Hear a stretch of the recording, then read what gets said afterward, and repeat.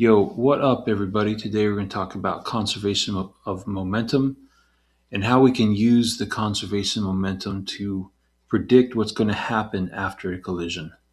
We're going to be looking at three types of collisions, and those are collisions where things stick together, collisions where things bounce off, and explosions, which are where things push off each other.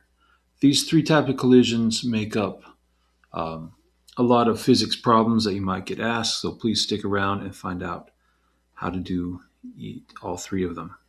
The conservation momentum says that the total amount of momentum does not change.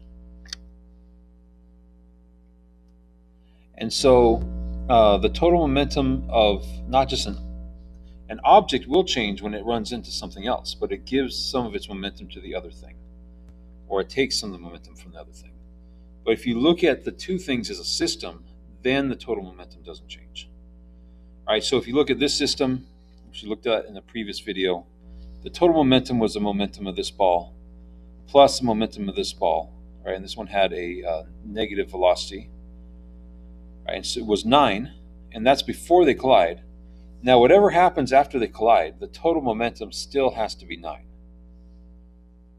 All right, we don't know how much momentum is going to belong to each ball, but it's still the total momentum has to be 9.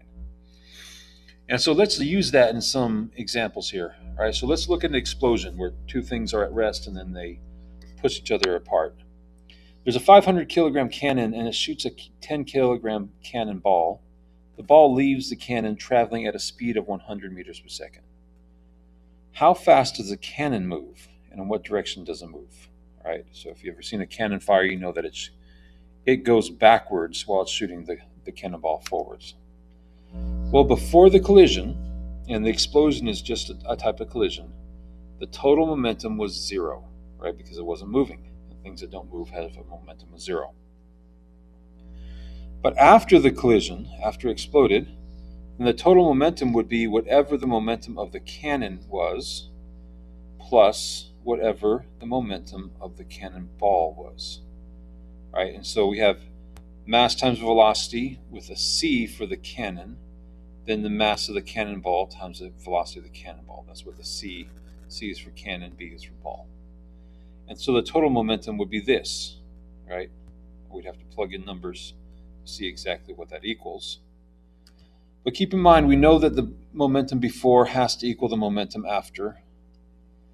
And before, the momentum of both of the system was 0 because it was just sitting there. The ball and the cannon were both sitting there, so they have a momentum of 0. But after it fires, it has this right here. And none of these numbers are going to be 0. So how can we say that these can be equal, right? Can you have two non-zero things add together to give you 0? And the answer is yes, right?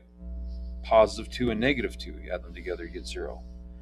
So basically, the way to solve these is you want to take one to the other side. So we'll just take the momentum of the cannon, subtract it from both sides, and so you get the momentum of the cannon over here is negative is equal to the momentum of the ball as a positive number. So basically, they're the same but opposite in directions. Now, obviously, the cannon has a much larger mass, and the ball has a much smaller mass. So what this means is if their momentums are equal, the velocity of the big thing is going to be small, the velocity of the small thing is going to be big. All right? And so we should expect the cannon to have a small change in velocity, but we should expect the cannonball to have a large one. All right, so we know from our problem that we're given in the beginning that 500 is the mass of the cannon, so we put that there in red. We don't know the velocity of the cannon. We do know the cannonball has a mass of 10 and a velocity of 100 is moving up to the right, so we'll make it a positive 100. Now let's just do a little algebra to see what the velocity of this cannon should be. All right, if you multiply and divide and everything you need to do to isolate this variable, you get negative 2. All right, which means the cannon is going to roll backwards with a velocity of negative 2 meters per second. And that's why they have this long stick here to stop it from going back. Otherwise, it could, roll off.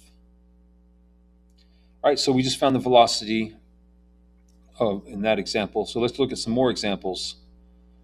All right, we can find the velocity of pretty much anything where there's a collision by using the conservation of momentum. All right, so here's an example where two things hit and stick together. And these are actually some of the easier ones. So a mailman is moving slowly on his bike when an angry raccoon jumps off a rock and onto his back. So they're going to stick together. The raccoon holds onto his mailman's back. What is the momentum of the system, meaning the raccoon and the mailman are the system, after the collision? Okay, so we have how fast the raccoon is going. We have how fast the mailman's going. We have his mass and the mass of the raccoon. All right, and so we can figure out the momentum of the raccoon would be 90 because you multiply its mass times velocity. And the mailman, you multiply his mass and velocity, he gets as 210. If you add those together, you get the total momentum of the system, which is 300.